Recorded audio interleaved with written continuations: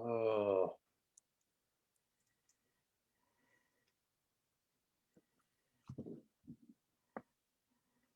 I think we're getting there. I think we are there. Westminster, hello, good evening. It's Tuesday. It's Tuesday at 6:30, so you know what that means. You know what that means. It's time for Pastor Pals. Pastor Pals. That's right. It's time for Pastor Pals. I tell you every week, Geraldine is upset that I sing the Pastor Pals. But Abby has not gotten me, not this Abby, the communications director, Abby. Abby has not gotten me a theme song. And so I'm going to keep singing Pastor Pals until I get one. I'm excited tonight. Pastor Pals has gone interfaith. Oh, heavens, this is fantastic. Ladies and gentlemen, I'm so excited to welcome Rabbi Abby Jacobson. Rabbi, Abby, thank you for joining me on Pastor Pals. Thank you so much for having me, Landon. Oh my gosh, I'm so excited. Many of you don't know this, but Abby and I have a mutual friend in common.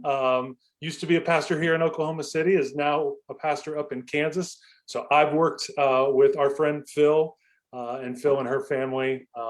Phil's husband is Jewish and attended congregation with Abby. So just such a delight to meet you finally after hearing about you for months. Well, I feel the same way, so thank you. And this is really cool. Thank you for having me. I've never done this format before with a colleague from the city, so thank you. You're welcome. This is new for me. I have never had just one-on-one conversations like this, and I'm telling you, in this time of pandemic when we can't like go out to lunch together, this is a great way to get to know people, isn't it? I think half our job is amusing ourselves by talking to cool people and reading amazing books, and justifying it by amusing our congregations with it. Oh, did I out you as like... That's definitely my fun. Okay, Passover is coming up for us this weekend, and Sunday night, Hillel, which is the university student group for Jews, invited me to do a Star Wars themed Passover called Darth Seder. So I saw this. Biggest in the world. And I was like, I don't know what that is, but how do I get in on it? And it's entirely for my own amusement. They think I'm doing them a huge favor, and I'm like basking in it. This is me, and I get to be me for a little while, and it's so amazing. And it's lovely that they get to like pretend that I'm working for them while I do it. Oh, it's so great. It's so great. Yeah, I was reading through your latest newsletter and I saw Darth Seder and I'm thinking, this is a level of geekery I can get behind. It's so fantastic. So how does a Seder become a Star Wars themed Seder? What are the elements that they're doing in that vein? Aside from the costuming and the theming, and the occasional pauses to remember the people of Alderaan. Aside from stuff like that, we have a section, there are a lot of fours in the Passover Seder. 4 cups of wine or grape juice, 4 questions. We retell the Exodus from Egypt 4 times. One of the things we have is the parable of the 4 sons or 4 children. Okay. And there's the wise child, throughout the Torah, there are 4 times where either God says, when your child asks you, or you shall say to your child, or your child will say, and then you will answer. So someone put it together in a story. So there's the wise child, the wicked child, the simple child, and the child who doesn't know how to ask. Okay. So the wise child asks, what are all the laws of Passover? And the wicked child says, what does this mean to you? To you, not to them, but to you. The simple child says, what is this? The child who doesn't know how to ask, you have to start the conversation. So I turned them into droids. The wise child is the protocol droid like C-3PO. Come on. Who is going to need to know all of the statutes and laws. Yes. The wicked child, those scary interrogator droid things. That wants to know, what does this mean to you? The simple droid is those little mechanical like mech droids that they fix stuff, that's all they do, or the little mouse things that keep running around. And the astromech droids don't know how to ask, because if you're not reading the screen, they don't talk. You're just going to have to talk to them. It'll give you some nice screen exposition time.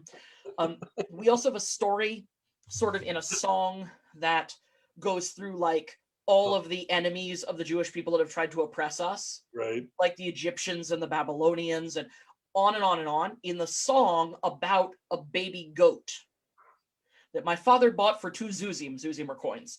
And then there came a cat that ate the goat. And then Right. a dog bit the cat that ate the goat. And a stick beat the dog that bit the cat.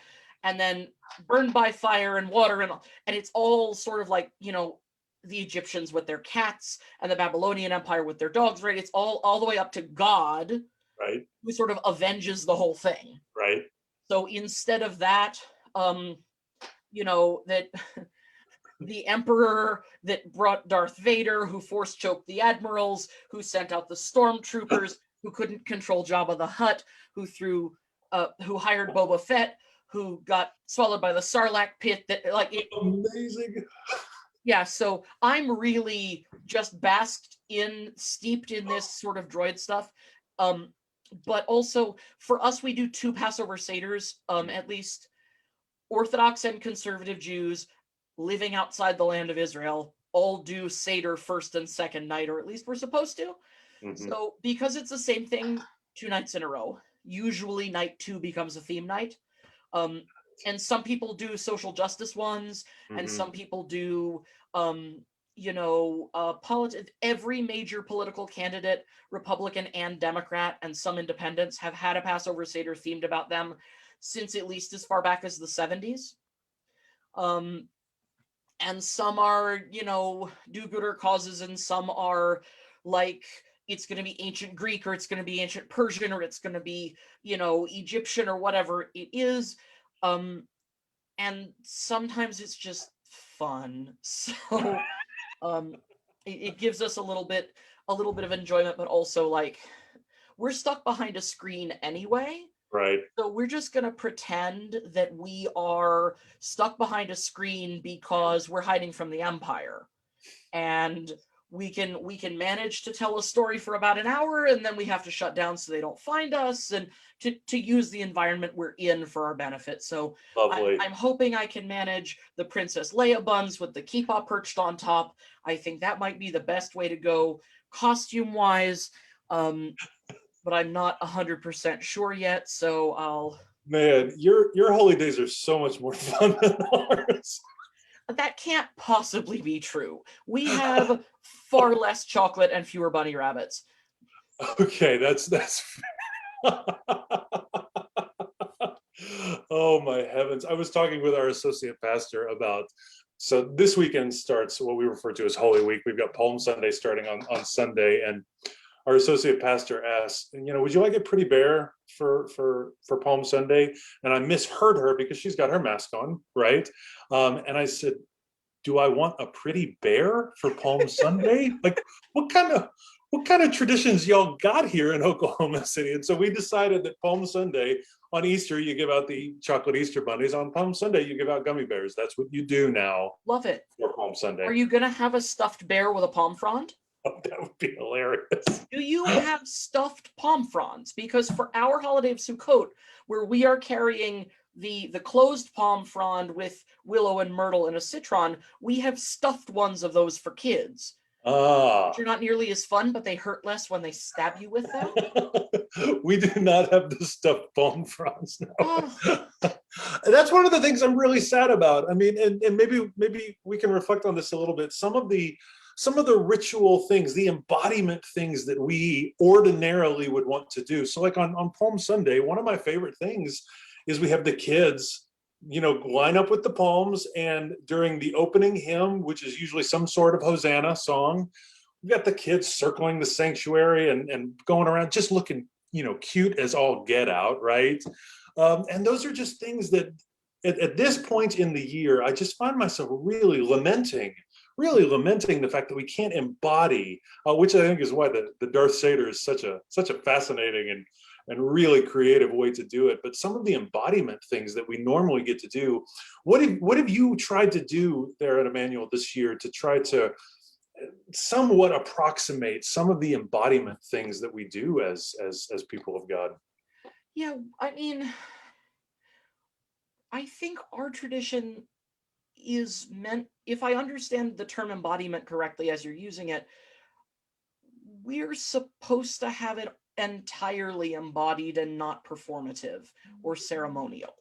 And I think one of the hardest things is to assist people in feeling comfortable doing those rituals and actions in their own homes. Because, it just doesn't feel like the high holy days if I'm sitting on my couch. Right. So a lot of the Jewish community went like, create a sacred space for yourself around the computer or otherwise. The heck with it. Don't you love Passover in your pajamas? Don't you love the high holy days in your comfortable clothes? Wouldn't this be amazing? And what, opportunities can you have about it? For Passover right now, we're trying to sort of get people into it. A couple of congregants have been kind enough to make fun videos, some recipes. So we've been sending that out, trying to get people to, feel that this is legitimate Judaism. Yeah. In the same way that if they came into my office and asked me, how do I make Passover Seder, or how do I wave the lulav for Sukkot, the Feast of Tabernacles, or, what should I do during the High Holy Days, to have them view it as being more of a one-on-one experience, not to try to replace the things that we've lost, but to be able to do something. Right. And in our tradition, things that we do by ourselves are equally valid. There's a lot of benefit to communal worship, but worshiping anywhere still works because we say the same prayers. Right. It's been being with the community and the grief over not being able to have those elements of the communal worship and helping people feel that empowerment of taking control of their own Judaism. Yeah. I found myself a lot this last year trying to encourage people to understand that our two traditions, certainly starting with yours, and then we as your younger sibling, there's a history in our traditions of God helping us to understand that the divine is everywhere, and there are lots of places we can worship. I think I've had more conversation about by the rivers of Babylon than I ever have in my entire ministry, and helping people to understand, the people being in exile and having to learn again how to worship and be in connection with God in ways that they never thought they would have to before. Yeah, I don't think the 9th day of the Hebrew month of Av, which is our commemoration of the destruction of both temples, the exile during the Inquisition, and the final solution. Everything terrible in the Jewish community has happened either on the 9th of Av or within a couple of days of the 9th of Av. I've never felt more in exile before, and I'm sure nobody else has either. And to not even be able to gather together to express that feeling of exile together, it's been hard, but at the same time, like, thank God for technology, right? I mean, 2 years ago, children are on their phones too much. People are spending too much time with electronic friends. And now it's like, have electronic friends, children. Here's how we build electronic community, because suddenly, like, all the late adopters of it are all in over the electronic community thing. Yes. Thank God. Yeah. One of the most dynamic parts of at least my 4-month ministry here at Westminster is every weekday morning at 9:30, we have morning prayers. It's a half an hour of us practicing together. And it wouldn't have come about, right, if we hadn't have had this pandemic time. Yeah, we didn't do communal worship daily either, even though in the Jewish tradition, we're required to do worship 3 times a day. Everybody who does that on their own. We're lucky to have, one morning a week or a few mornings a week, but every night we've been doing every night. So we have at least one service all the time. And sometimes it's just a couple of us being silly. And sometimes it's, a lot of us, and we've been doing a regular Psalm reading and some regular Torah study. And that's been, that's been a nice regiment that, no matter when it's safe to go back in person or how we do that, we're definitely going to keep that. Yeah. Yeah. I can't think I will ever have us stopping doing morning prayers. It's just been too good. Mhm. And particularly the getting to do the readings of the Psalms. Right now we're reading through Ruth. So getting to, just it's become this combination prayer time, Bible study. It's quite lovely. It's quite lovely. One of the things that I was interested to know, and you said that you were excited to be able to talk about, is that we have just wrapped up a sermon series during this season of Lent for us on spiritual practices, ways that we try to, as I like to say to my kids, line our little butts up with God. So we've talked about things like confession, we've talked about fasting, we've talked about prayer and study. What are some other things that we've talked about? We've talked about simplicity, the practices of simplicity. What are practices that you've got in your life that that have been meaningful to you that you've tried to share with your congregation? Yeah, Judaism is a religion of commandedness. It's a religion of law and a religion of ritual. Mhm. And, the faith first, belief first focus of Christianity is really a critique of the acts first, ritual first, law first aspects of Judaism, because of course, there's no better way to do it, but there is a way that I find better, right? There's a way that's more comfortable for me and more comfortable for you. And thank God we have religions that can work on them both. For Right. us, it's more like I bought into the idea of ritual, and I bought into the idea of works, acts, and practices. Give me more. Because we read the Bible primarily for action, for practice, for ritual, for behavior, for morals, right? And not morals in the sense of like honesty, morals in the sense of how to be honest in this situation, right? Like the practice of that. Mhm. So, but there's not enough stuff there, right? There's not enough stuff to take us from the beginning of the day to the end of the day, and certainly not new questions. So some of the things that in Judaism we use all the time, repetition. Our daily worship prayers do not change. Mhm. A different psalm every weekday morning, but any Jew praying anywhere in the world on a Friday night is either using the same prayers or has very minor variations for country of origin, time in history, because a few things got added and a few things got tweaked, Right. or is excerpting from that same canon. So for us, we're not changing them because with repetition, you get the opportunity for the words to be comfortable in your mouth, and then you get to be able to focus more deeply on it because it's comfortable to you and you're not worried about, am I getting the tune right? And am I getting the words right, especially if it's in Hebrew? So that idea of repetition and of habit and of starting habits has been really nourishing. And there's also there's an entire set of practices completely separate from the Bible that is basically like, okay, I could follow most of the laws and be a jerk, but let's not do that. So when God says, do acts of loving kindness, there's not a finite list, right? Or Right. oh, it's even better because in our codified law, post-biblical law, the rabbi doesn't have to be a nice person. The worship leader, which for us, when they're professionals, is called a cantor, they have to be a nice person. And you shouldn't let them be the representative of the community unless they're nice. The rabbis just have to know stuff. We don't have to be nice. But like, let's take it to I remind people of that sometimes. Like, you're not just paying them to sing nicely. You also want them around to be kind people. I just have to be an insufferable know-it-all, and congratulations, my giant ego and I fit that bill.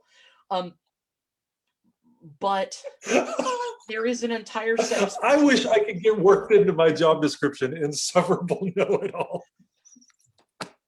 So you have to be pastoral.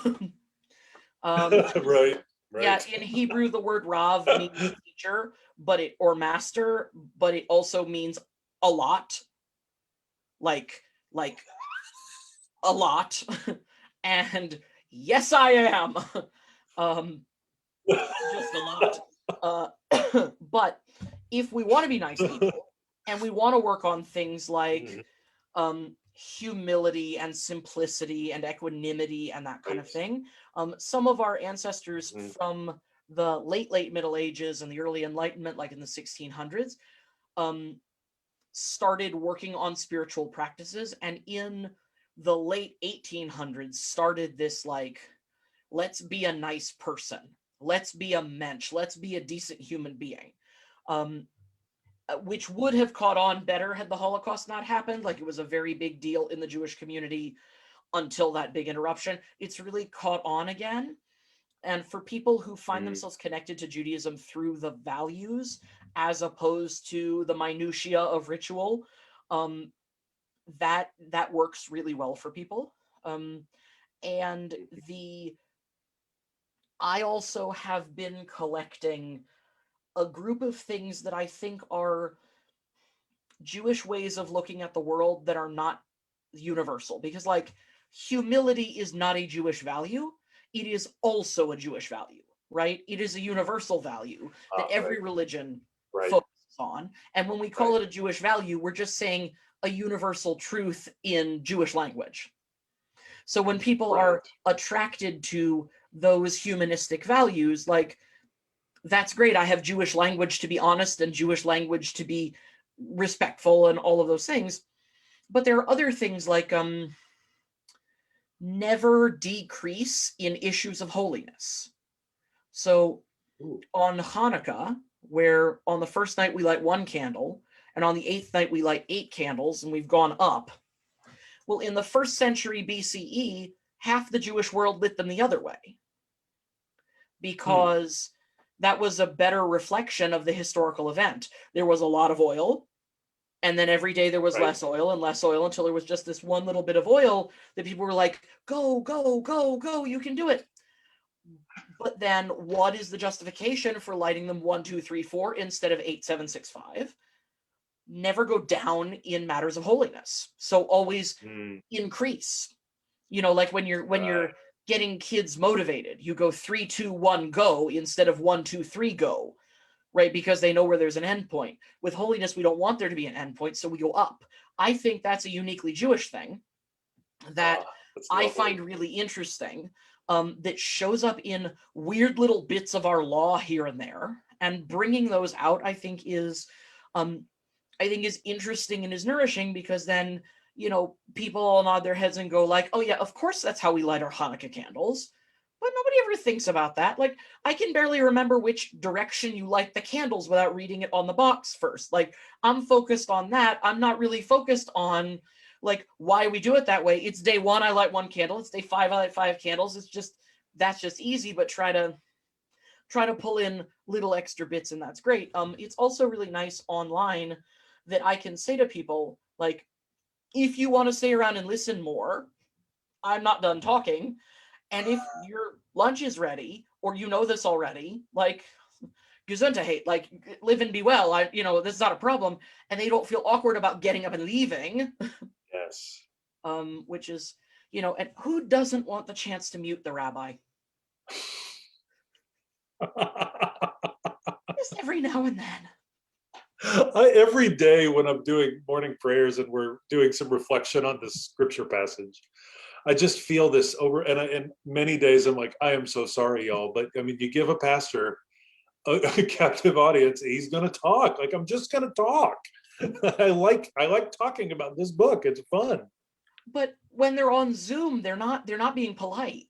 No, right. Because they don't have to be there, or they can turn their camera off, or they can mute you, or be checking their emails. And of course, like, for all of you out there in Facebook land, your pastor knows when you're checking your email because you're doing this.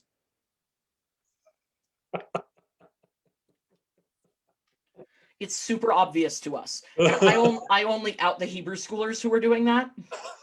We're like, you're supposed to be listening. You're not. But no, they're not lying to us, right? Because they're right in our faces, and their facial expressions are here, and they don't have to be nice about it. They can just,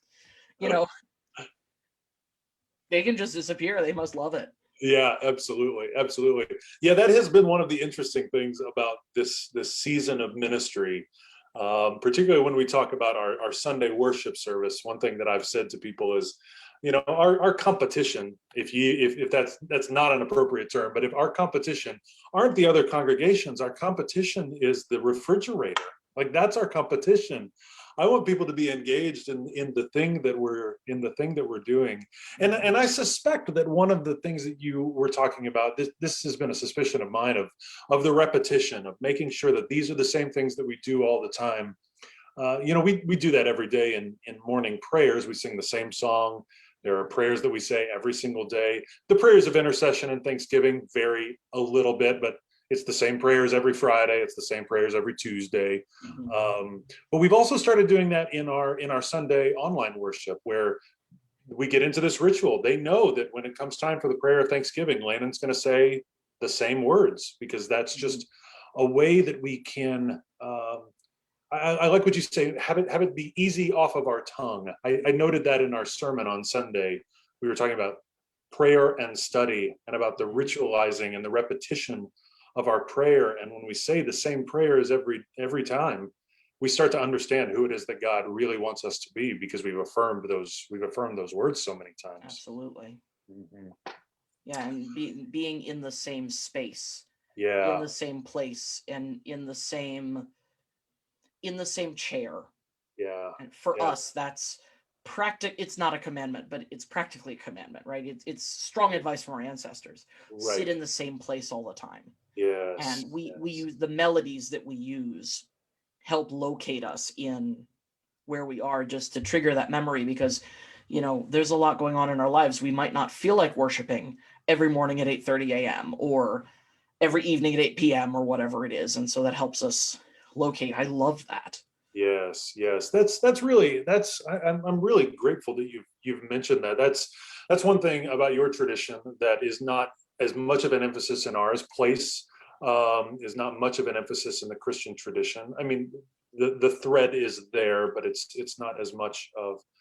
And that's one of when I'm talking with congregation members, there's such an overwhelming right now, just such an overwhelming desire to be in our place. And so it makes me really want to question, what are ways that I can work with our congregation to really help them think about their own private places as a holy space. That's really helpful. I'm really grateful that you said that.